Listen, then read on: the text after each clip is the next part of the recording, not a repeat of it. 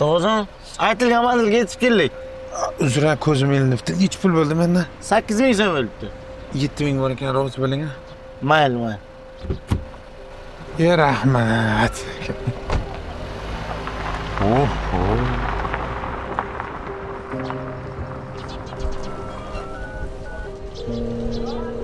Alo.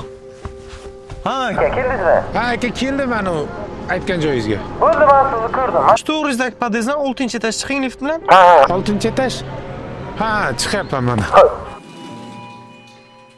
Assalomu alaykum. Va alaykum assalom. Keling aka. Ketishlikmi? Ha, tinchlik, kiring.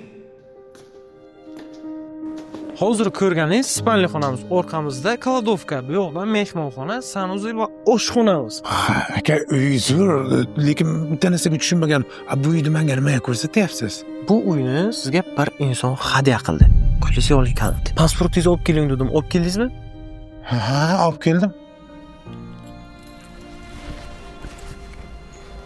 To'xtang.